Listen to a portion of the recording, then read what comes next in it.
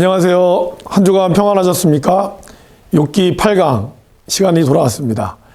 여러분, 지금껏 저희가 한 반 정도 왔습니다. 사실 장수로는 다시 앞에 돌아가다 보니까 친구와의 대화들을 계속해서 왔다 갔다 하다 보니까 저희가 얼마 안 나간 것 같지만 이미 시간 분량적으로는 반 정도 이상이 나갔고 시간도 또 그렇게 됐습니다. 오늘 마지막 소발의 발언을 우리가 함께 볼 텐데요. 여러분들은 이 발언들을 보시고 또 말씀을 묵상하시면서 하나님의 공의 그리고 고난과 이런 것들에 대해서 어떤 생각들이 또 드십니까? 다양하게 많은 것들을 또 고민해 보시고 또 그 가운데서 각자에게 주시는 하나님의 뜻을 잘 깨닫고 우리가 나아가셨으면 좋겠습니다. 잠깐 기도하고 시작하겠습니다. 사랑과 은혜가 많으신 아버지 하나님, 저희들에게 오늘도 이 욥기 강의를 함께 해줄 수 있어서 감사합니다. 오늘도 말씀을 통해서 하나님이 주시는 마음들 잘 살필 수 있도록 인도하여 주옵소서. 감사드립니다. 예수님 이름으로 기도합니다. 아멘. 네, 오늘은 말씀드린 대로 욥기 소발입니다. 소발의 특징을 보면 신적 지혜로 충만한 소발이라고 제가 표현을 했습니다. 그 전에 오늘 또 생각해 볼 주제들이 하나 있습니다. 뭘까요? 하나님의 공의와 사랑 중에서 여러분은 어떤 것을 많이 느끼고 계십니까? 여러분, 이 신구약을 통틀어서 크게 우리가 율법이냐 은혜냐 이 두 가지로 좀 볼 수가 있습니다. 이것들이 왔다 갔다 했다는 거죠. 그러니까 구약이라고 해서 율법만 있고 신약이라서 은혜만 있었느냐? 그건 아니에요. 율법과 은혜는 어떻게 보면 신구약의 전체를 다 아우르는 크나큰 주제라고 할 수 있습니다. 그런데 이 주제가 어떨 때는 율법으로 많이 흘러가고 어떨 때는 은혜로 많이 흘러갔냐에 따라서 우리의 어떤 신앙의 모습들이 달라진다는 거죠. 근데 사실 더 중요한 건 뭘까요, 여러분? 제가 사실 이런 질문 자체도 어떻게 보면은 무의미하기도 합니다. 왜냐하면 하나님은 공의와 사랑이 완전하시기 때문이죠. 근데 우리는 이렇게 느끼죠. 하나님이 이렇게 있으면 하나님의 어떤 마음이라고 해야 될까요? 그러면은 공의 한 반, 사랑 반 이렇게 생각해요. 근데 그렇지 않습니다. 하나님은 하나의 완전한 공의로우신 분이시고 또 동시에 하나님은 완전한 사랑의 하나님이시라는 거죠.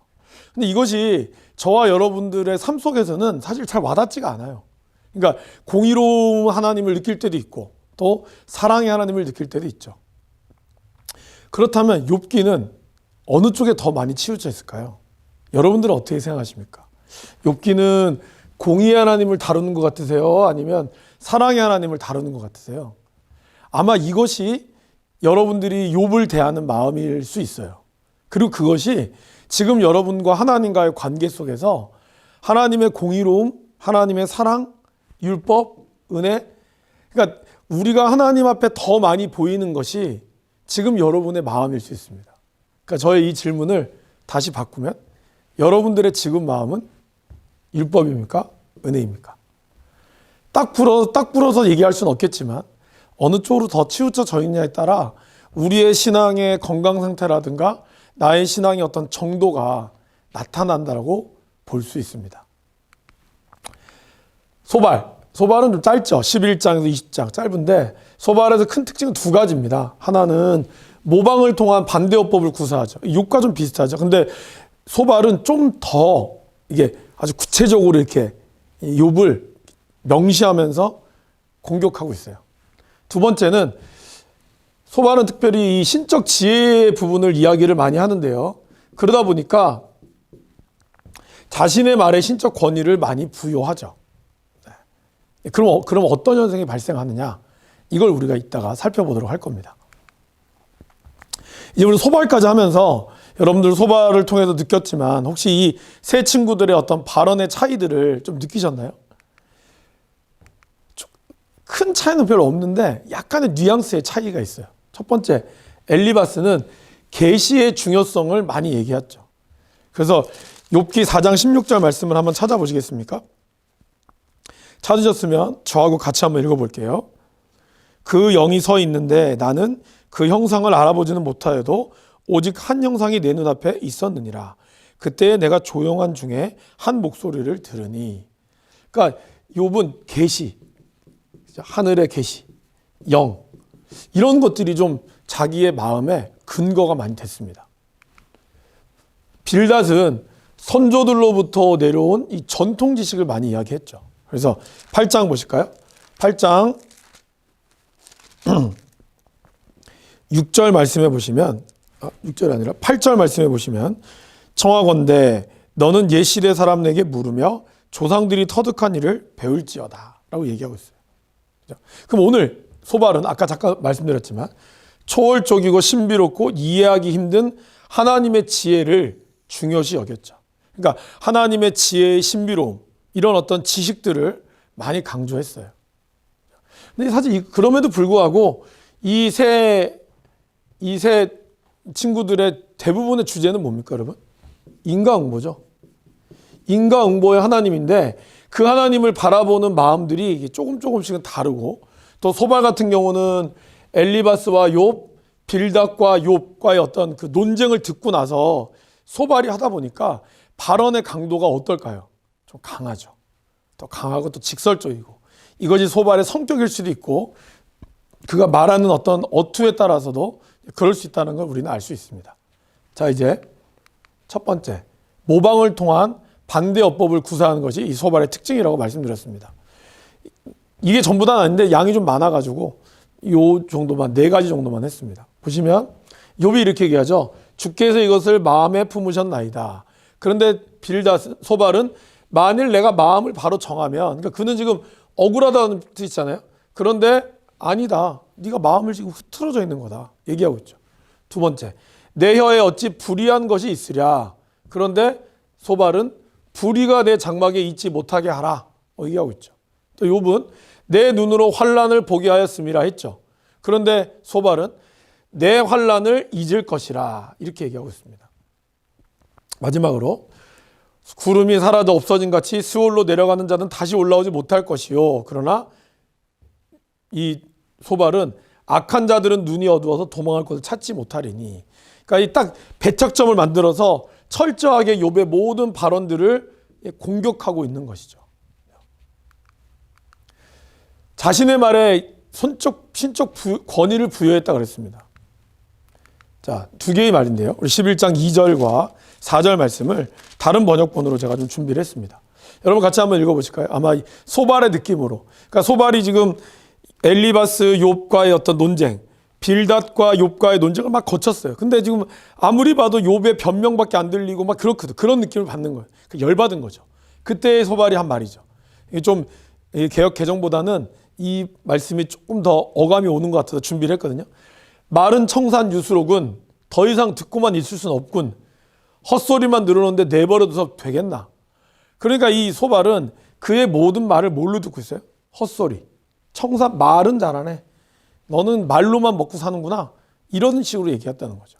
그리고 4절에 자네는 내 생각은 여기서 내는 욥이죠. 욥.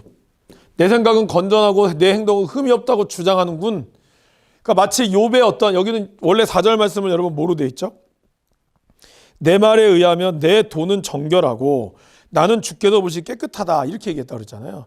사실 그는 이렇게 얘기하진 않았어요. 물론 친구들이 공격하니까 이야기했지만 그가 정말 3장에서 자기의 먼저 얘기는 뭐였습니까?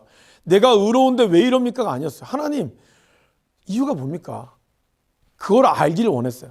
그러니까 자기의 어떤 변명보다는 지금 상황에 대한 하나님의 뜻을 그는 구했다는 거죠. 그걸 너무 궁금해했던 거예요.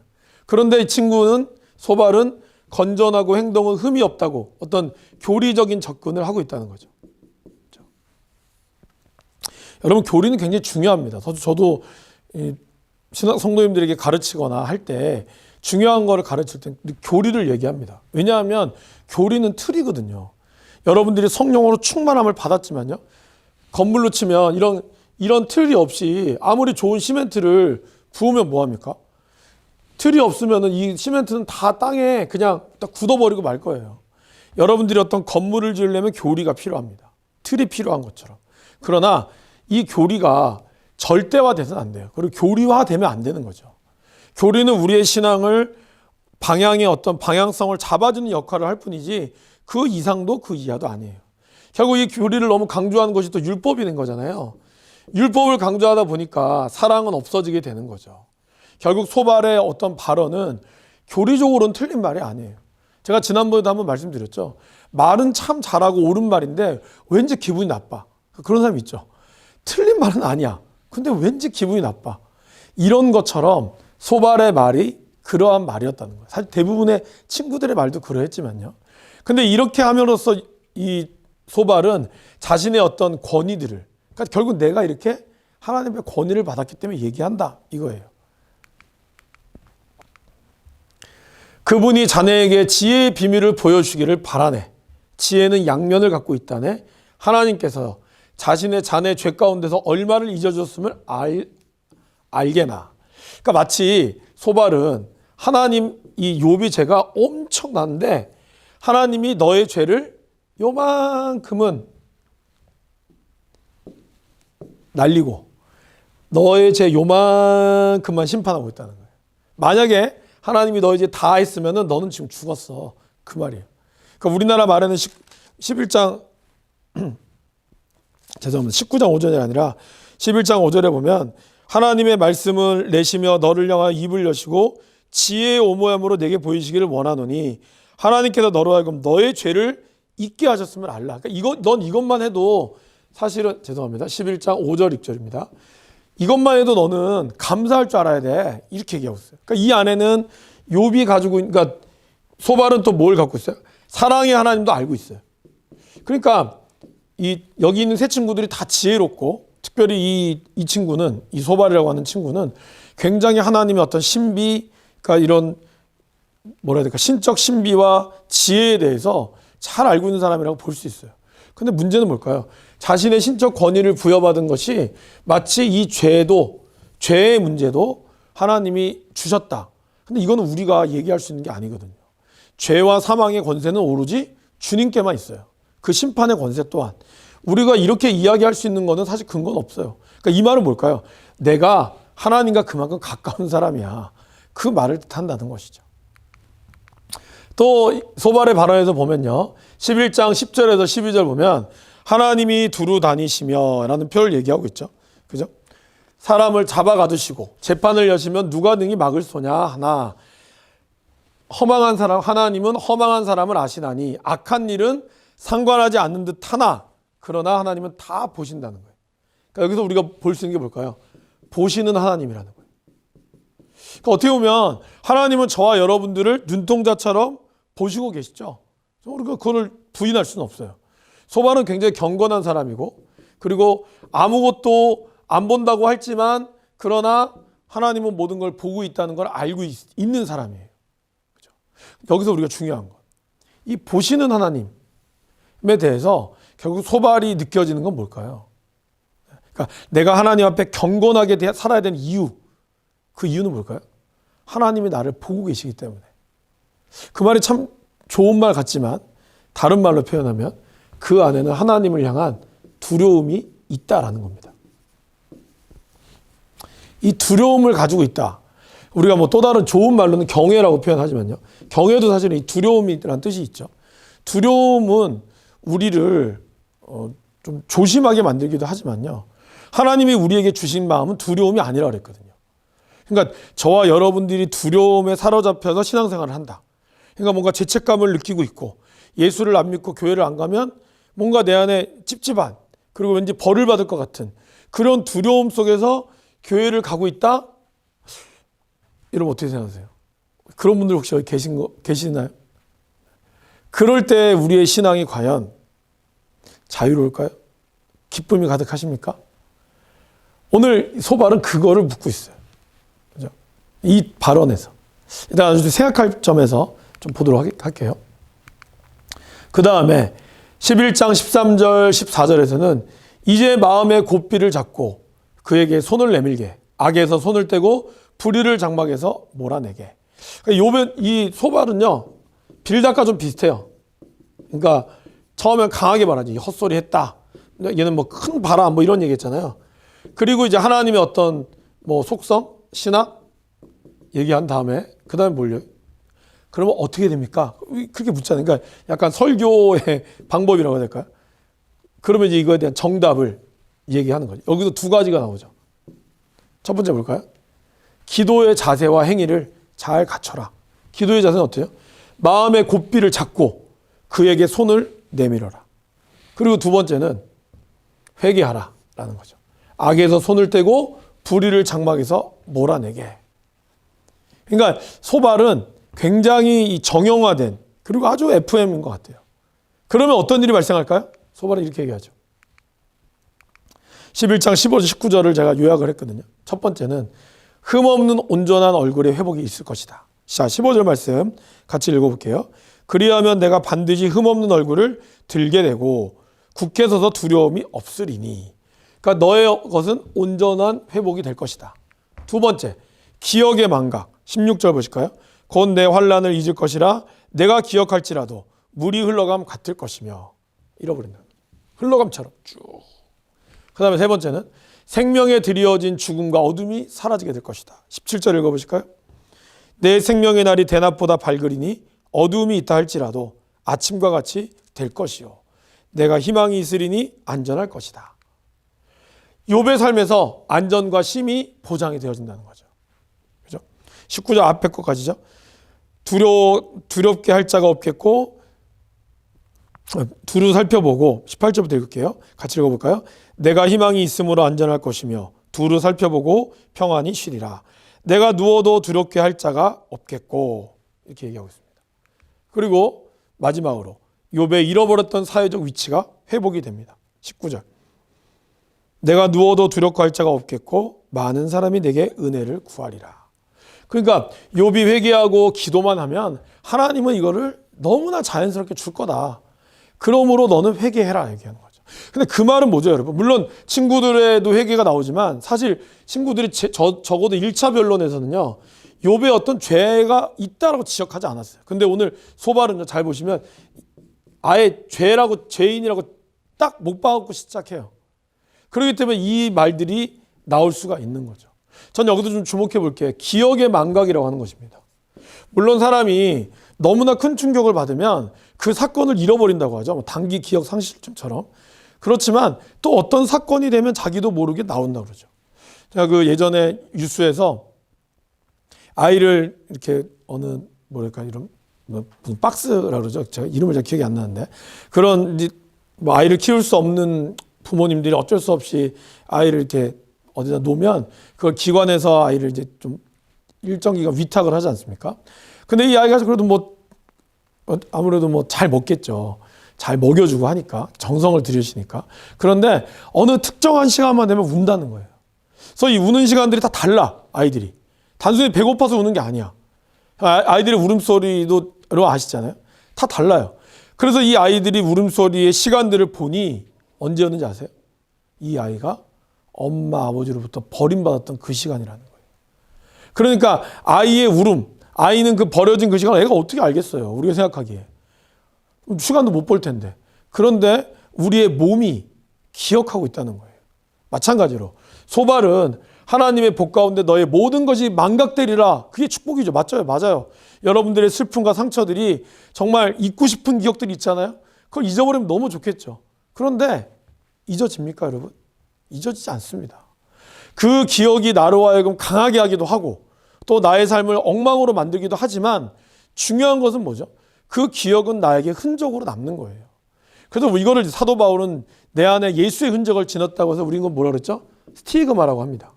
그죠? 그러니까 그런 흔적들이 남아요. 남게 돼 있어요. 그죠? 그 흔적을 우리는 예수님의 보혈의 피로 회복이 되는 거죠. 그리고 그러기 때문에 그 기억을 통해서 우리는 이제 다른 사람을 도울 수 있고 나의 어떤 슬픈 기억이 다른 사람에게 위로가 될 수 있는 그런 좋은 시너지 효과는 예수님을 만나면 일어나지만 그렇다고 해서 우리의 기억 자체가 사라지느냐? 쉽지 않습니다. 물론 잊어버리는 기억들도 있죠. 오늘 지금 욥이 당했던 이 기억을 쉽게 잊을 수 있을까요, 여러분? 소발은 굉장히 쉽게 이야기했지만 과연 그가 잊을 수 있을까요? 나중에 욥은 부자가 되겠지만 부자가 되고 또 자기가 예전에 누렸던 그 모든 자녀들을 다시 수많은 아이들을 낳잖아요. 그렇다고 해서 그 전에 잊었던 그 자녀들을 기억이 안 날까요, 여러분? 그러니까 소발은 너무 아까도 얘기했지만 자기의 신적 권위에 대해서 지나친 자신감이 있었다는 거죠. 그래서 뭐 이따가도 보겠지만 그는 사람의 마음을 몰라요. 그러니까 이것이 무서운 겁니다, 여러분. 우리가 예수를 믿고 기도도 열심히 하고 말씀도 잘 보는 사람이 정말 자기의 신학에 빠져서 미쳐 날뛰잖아요. 그러면 다른 사람이 어찌 되는 거에 대해서는 관심이 없어요. 우리가 그런 신앙생활을 하고 있지 않는가를 돌아봐야 합니다. 사실 욥기는 그거에 대한 질문도 우리에게 던지고 있습니다. 제가 욥을 준비하면서 다양한 책들을 보고 있거든요. 그중에서 제가 김기성 목사님 책도 좀 많이 인용하는 편입니다. 그 책에서 목사님 그러시더라고요. 1992년도에 걸프전이 일어났을 때 아마 여러분들도 기억이 나신 분들 계실 텐데요. 그 수많은 그 미사일들이 바닷가에서 걸프해에서 이라크로 날아갔잖아요. 저도 기억이 나거든요. 근데 그걸 보면서 마치 게임을 보는 것 같은 그런 느낌을 받았다는 거죠. 저도 그렇게 생각하니까 그런 것 같아요. 야, 멋있다. 어떻게 이렇게 그 오락실에서나 컴퓨터 오락으로만 볼 수 있는 것들을 보니까 그러면서 정밀한 타격 막을 강조하고 이것은 뭐 패트리어트 미사일, 스커트 미사일 뭐 이런 것들 많이 얘기했잖아요. 근데 목사님 그러시더라고요. 거기서. 그렇게 무너지면서 그 건물 안에 죽어가는 사람의 울음소리가 뉴스에는 들리지 않았다. 저는 그 책 내용을 들으면서 참 마음이 부끄러웠습니다. 그죠? 그러니까 우리가 이런 신학을 깨닫고 하나님의 은혜를 깨닫고 그러면서 우리의 삶이 부유해졌어요. 그리고 또 다른 사람의 말들을 할 때 다른 사람들을 내가 정말 잘 훈계하고 뭐 권면했어요. 그런데 좋죠. 그런데 정말 그 깊이 있는 그 마음을 들어주려고 했는가? 오히려 그러니까 제자들이 이런 거잖아요, 여러분. 마가복음 6장에 보면요. 마가복음 6장에 예수님이 제자들한테 귀신을 쫓아내는 권능을 줍니다. 그래서 제자들이 막 귀신도 쫓아내고 놀라운 기적을 이뤘잖아요. 그래서 막 하나님 정말 귀신도 쫓아내고 정말 대단한 경험을 했어요라고 전도복을 했어요. 그죠? 그리고 마가복음 9장에 벙어리 들린 귀신이 나옵니다. 들린 그 주신 아들을 둔 아버지가 나와서 그때 예수님은 이제 변화산에서 3명의 수제자들과 함께 있었죠. 그래서 모세아도 보고 엘리야도 보고 이제 그 사건 아시죠? 그리고 나서 내려오는데 이 아버지는 이 나머지 9명의 제자들에게 우리 아들의 귀신을 쫓아내달라고 하죠. 그때 예수님이 내려왔을 때는 어땠죠? 거기는 이제 바리새인들도 막 구경하고 있었어요. 하나 못하나. 아무도 못하는 거예요. 자, 그럼 여기서 생각해 볼 거. 그럼 6장에서 예수님이 귀신 쫓아내는 권능을 줬잖아요. 근데 9장에서 왜 못 쫓아냈죠? 이제 전도 갔으니까 다시 예수님이 자, 회수! 샥! 능력을 회수했을까요? 우리 주님이 그렇게 쪼잔한 분이 아니시거든요. 그렇다면, 아니, 그때는 귀신도 쫓아냈던 제자들이 베드로, 요한, 야고보가 아무리 위에 있었다고 한들, 아니요. 제가 보기에는 베드로, 요한, 야고보도 여기 있었어도 별 수 없었을 겁니다. 그 이유가 뭘까요, 여러분? 이것이 되게 중요한 거죠. 예수님은 아무도 못 쫓아내니까 예수님 가서 제일 처음에 한 말이 뭔지 아세요? 귀신아 나가라! 하지 않았어요. 제일 먼저 하신 말씀. 이 아이가 언제부터 이렇게 되었느냐라고 물으셨어요. 여러분, 예수님이 몰라서 물으셨을까요? 뭔가 진단 내리려고 물어봤을까요? 아니에요. 예수님은 아버지의 마음을, 이 벙어리 들린 귀신 둔 아버지의 마음을 제자들에게 알려주기 위해서 그랬다는 거예요. 태어날 때부터 그랬다 그랬거든요. 그렇다면 이 아들을 향한 아버지의 그 안타까운 마음이 얼마나 애절했을까 얘기를 하는 거죠. 그리고 할 수 있거든이 무슨 말이냐? 믿는 자에게 능치 못함이 없다라고 해서 쫓아내시죠. 제자들이 묻죠. 주님 어떻게 쫓아냈어요? 왜 우린 못했죠? 그때 예수님 그런 말합니다. 너희가 기도 외에는 나갈 수 없다. 근데 마태복음에 똑같은 본문에는 믿음 외에는 나갈 수 없다 그래요. 같은 거예요. 그럼 여러분 기도와 믿음은 뭘까요? 분명히 제자들 기도 안 했을까요? 아마 안수기도 했을걸요. 상상해 보세요. 내가 예전에 쫓아냈다고, 내가 해보겠다고. 물러가라! 아마 했을 거예요. 아마. 기도 안 했겠어요? 안수기도 하고 통성기도 하고 했겠지? 왜 안 나갔을까요? 믿음이 없다 그랬어요. 기도 안 했다 그랬어요. 여기서 기도와 믿음의 본질이 있는 거죠. 기도와 믿음의 본질은 뭘까요? 그 안에 그 사람을 향한 진실성, 그리고 그 내면을 보고자 하는 마음이 있냐 이거예요. 이 사람의 귀신을 쫓아내는 데에만 집중했던 것이 아니라 이 아버지의 마음과 그것으로 고통받는 아들의 마음을 예수님은 다 담았다는 거죠. 말 한마디로 왜 못 쫓아내겠어요?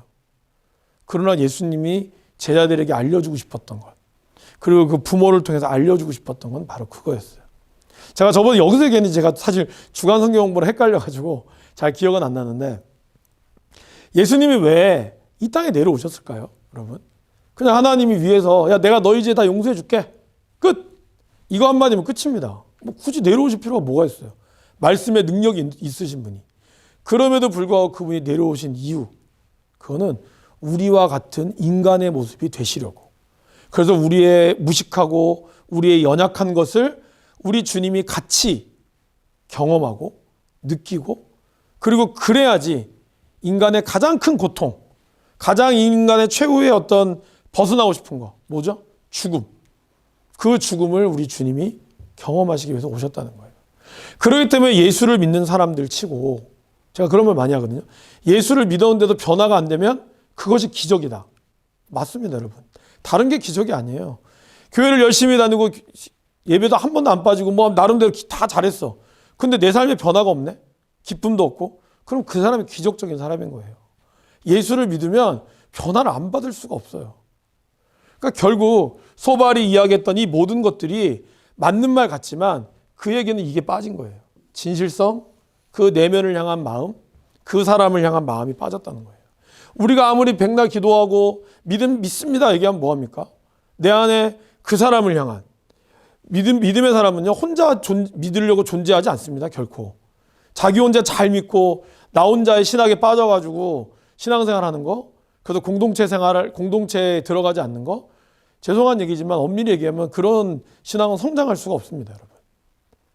우리 인간이 자라가는 것과 똑같거든요. 왜 하나님은 신앙생활을 결혼으로 비유했고 아이를 어린아이와 젖 먹는 아이, 장성한 성인으로 비유할까요? 그것이 우리의 영적인 어떤 자람이 저와 여러분들이 태어나는 것과 비슷하기 때문에 그렇다는 거죠. 그렇기 때문에 우리 안에는, 우리의 기도와 믿음 안에는 다른 사람들을 향한 마음과 중보의 마음과 그리고 그 사람을 향한 하나님의 마음, 그 마음을 바라볼 수 있는 것이 있어야, 그런 마음으로 누군가를 위하여 기도할 때 기도의 시간이 짧든 길든 그 안에 역사가 일어나는 것이죠. 오늘 소발은 그거를 외면하고 있다는 것입니다. 자, 또 다른 말도 볼까요? 욥기 2장에는 이렇게 얘기하죠. 2장을 넘겨보시면 이렇게 나오죠. 나아마 사람 소발이 대답하여 이르되 그러므로 내 초조한 마음이 나로 하여금 대답하게 하리니. 3절, 나의 슬기로운 마음이 나로 하여금 대답하게 하는구나. 그는 자기가 굉장히 슬기롭다고 확신합니다. 그럴 수 있죠. 그죠? 바울도 그랬잖아요. 나를 본받으라. 대단한 믿음 아닙니까? 그런데 그것이 교만의 경계선 가운데 있다는 거예요. 그러니까 우리의 신앙의 확신이, 내가 예수님 받고 나 응답 받았어, 이러한 확신이 나쁘다는 게 아니에요. 그러나 이 확신이 교만과 언제나 경계선에 있다는 걸 우리는 잘 기억할 필요가 있습니다. 소발은 그 아슬아슬한 경계선 가운데 좀 더 교만에 가까운 모습을 보여주고 있죠. 다음 구절들이 그렇습니다. 소발은 이렇게 얘기합니다. 악인의 탁월함과 그의 패망이 극도로 대비시켜 놓죠. 그죠? 그래서 6절에도 존귀함이 하늘에 닿고 머리가 구름에 미칠지라도 자기의 똥처럼 영원히 망할 것이다. 11절에 그의 기골이 청년같이 강장하나 그 기세가 그와 함께 흙에 누우리라. 악인이 그렇다는 거예요. 악인은 아무리 탁월하지만 결국에는 나락으로 떨어지게 될 것이다. 이것을 대비하고 있어요. 그리고 오늘의 현재 상태로 결국엔 18절 보세요. 18절 이렇게 얘기하고 있거든요. 수고하여 얻은 것을 삼키지 못하고 돌려주며 매매하여 얻은 재물로 즐거움을 삼지 못하리니 이는 그가 가난한 자를 학대하고 버렸으며 자기가 세우지 않는 집을 빼앗았습니다. 없는 사실을 18절 19절에서 욥의 지금 현재 모습을 가지고 욥에 대한 모습을 판단하고 있는 거예요. 욥의 현재가 이런 거 봐서는 너는 가난한 자들을 아마 다 뺏었을 거야. 그래도 너의 부를 축적했을 거야.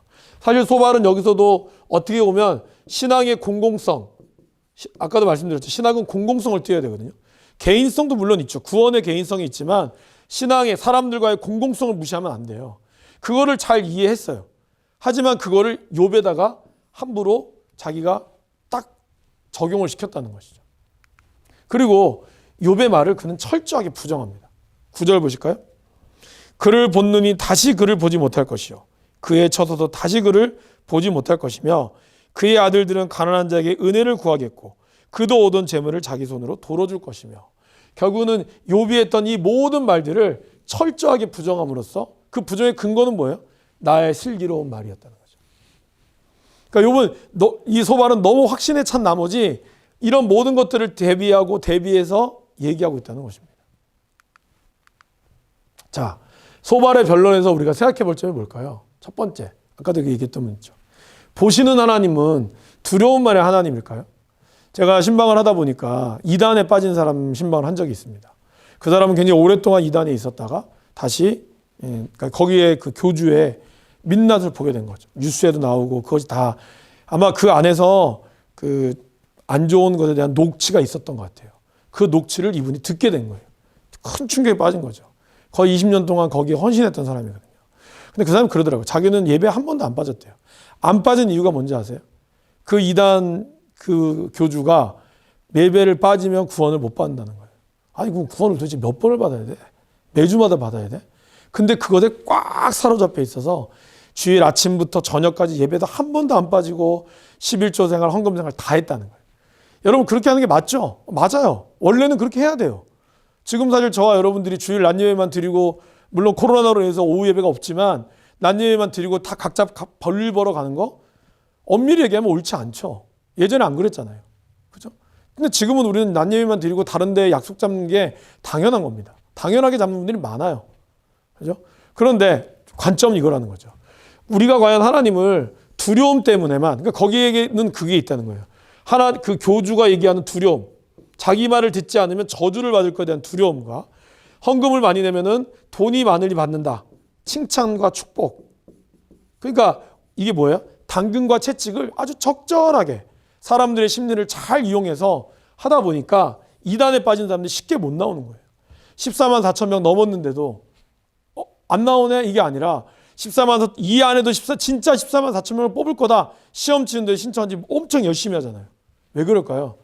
두려움이 앞을 보지 못하게 만드는 거예요. 오늘 아까 얘기했지만 소발이 얘기했던 하나님은 모든 걸 안 보는 듯하지만 다 본다. 이 말은 하나님의 어떤 감찰을 이야기하는 거죠. 좋은 의미가 되기도 하지만 소발은 그러한 보시는 하나님이 두려움의 하나님으로 사로잡히도록 만들었다는 거죠. 근데 하나님이 과연 보시는 그분께서 두려움만의 하나님일까요? 여러 가지 증거가 있지만 창세기 16장 13절 14절 말씀해 보면 이렇게 나와 있죠. 이게 뭐냐면요. 하갈이 이스마엘을 낳고 이제 사라가 내보내잖아요.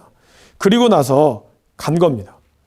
그때 그가 이 죽을 위기에 처해 있잖아요. 그때 하나님께서 그를 살려주셨어요. 다시 돌아가라. 잘 버텨야 된다. 그럴 때 이 하갈이 했던 게 뭘까요? 나를 살피시는 하나님. 그러니까 하나님은 나의 이 어려움들을 다 살펴주시는, 감찰하시는 하나님이라고 얘기하고 있다는 겁니다. 물론 하나님의 눈을 피해서 우리가 어디든지 갈 수 없고, 그렇기 때문에 우리는 하나님의 눈을 늘 의식하면서 살아야 되죠. 내가 하나님이라면 어떻게 하실까?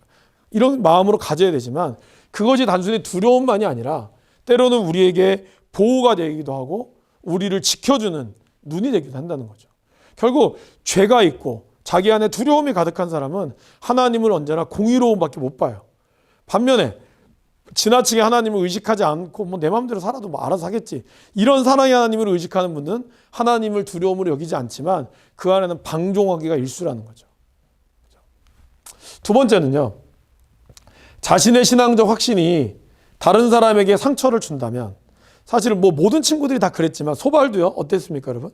자신이 한 발언, 욥을 완전히 죄로 딱 규정해버리고 그 다음에 자기가 했던 확실한 신학을 가지고 이야기를 하죠. 여러분 21장 1절 2절에 보면 이런 말이 있습니다. 욥기 21장 1절 2절 말씀을 같이 한번 읽어보실까요? 욥이 대답하여 이르되 너희는 내 말을 자세히 들으라. 이것이 너희의 위로가 될 것이다. 그러니까 지금까지 친구들이 한 말에 욥의 결론은 뭘까요? 야, 제발 좀 자세히 좀 들어봐 줘. 왜 겉에 있는 모습만 듣는 거야? 너희가 내 말을 잘 들으면 너희의 위로가 될 거야. 내 말이 이해가 될 거야. 그 말이거든요. 그러니까 지금 이 세 친구뿐만 아니라 소발도 자기의 신앙적 확신, 하나님이 분명히 이렇게 될 거야. 그래서 열심히 하면 회개하면 돌아오게 해줄 거야. 축복할 거야. 악인의 삶은 거기서 끝날지 모르지만 회개하는 자에게는 오겠다. 맞잖아요. 그죠? 그렇게 온 사람 많잖아요. 그런데 그 신앙 안에는요. 그 신앙 안에는 사람이 빠져 있다는 거예요. 사람은 빠져 있고 교리와 신학이 충만한 나머지 사람의 내면, 그 특수한 상황에 대한 보살핌과 배려는 전혀 없었다는 것이죠. 그런 것처럼 아까 제가 얘기했죠. 우리의 신앙적 확신이 너무 확신에 차서 그래서 이런 말 한 적이 있죠. 어떤 신학자가 사람은 자신의 신학에 너무 확신에 차서 아무런 거리낌 없이 사람을 죽인다. 대표적인 게 뭘까요? 바로 히틀러죠. 히틀러를 누가 지지했는지 아십니까, 여러분? 몇 번 들으셨을 것 같은데 교회에서 지지했습니다. 교회 많은 목회자들이 히틀러를 지지했어요. 유대인들에게 핍박받던 예수님, 그 예수님의 원수인 유대인을 죽여야 된다. 아무런 거리낌 없이 아이들부터 하이 히틀러 외치면서 죽였어요, 여러분. 그러면 그들의 잘못은 뭘까요? 신앙적 확신이었다는 거죠. 그들이 하나님을 안 믿었을까요? 물론 히틀러를 신처럼 추앙하긴 했지만 그들도 하나님 믿었습니다. 여러분 하나님 믿으시죠? 그럼 여러분의 그 신앙적 확신이 다른 사람에게 오히려 상처가 되고 있다면 어떻게 하시겠습니까? 하나님 기뻐하실까요? 하나님은 시험 든 사람과 떨어지면 연자맷돌을 차라리 네가 들어간 게 낫다라고 얘기하셨거든요. 하나님은 그렇게 한 영혼이 상처받는 거를 힘들어 하시는데 어떠십니까? 적용점을 한번 볼게요. 그래서 오늘 이번 한 주간은 누군가의 말을 경청해보는 한 주가 되었으면 좋겠습니다. 경청이라는 것을 보면요. 경은 기울다라는 뜻이 있습니다. 청은 듣는다는 뜻이죠. 그러니까 그냥 이렇게 듣는 게 아니라 귀 기울여 듣는 거예요. 내 귀가, 내 몸이 그 말하는 사람 쪽으로 가는 거예요. 여러분들은 다른 사람의 말을 들을 때 어떤 자세를 가지고 있죠? 사실 지금 우리는 너무나 많은 거를 보고 너무나 많은 걸 들어요. 그래서 우리 사회를 뭐라 그럴까요? 피로 사회라고 합니다. 어떤 독일의 유명한 교수님이, 한국 교수님이 얘기했거든요. 지금 사회는 피로 사회라고. 근데 피로는 폭력을 불러일으킨다는 거예요.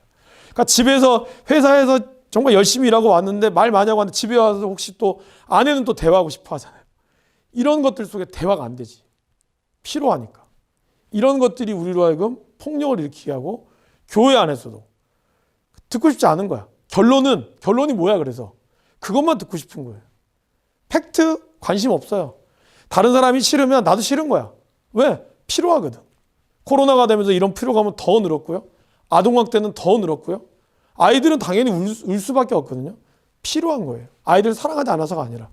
그러한 피로감이 폭력을 불러일으키게 만들었다는 거죠. 그건 왜 그럴까요?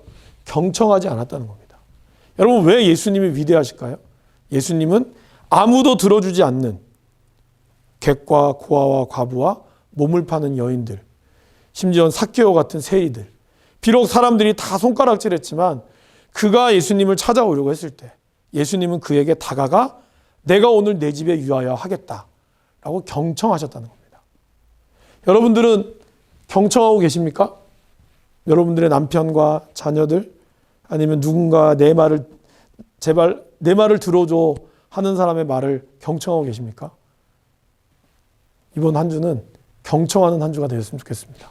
두 번째는 공의와 사랑의 하나님을 묵상해 보셨으면 좋겠습니다.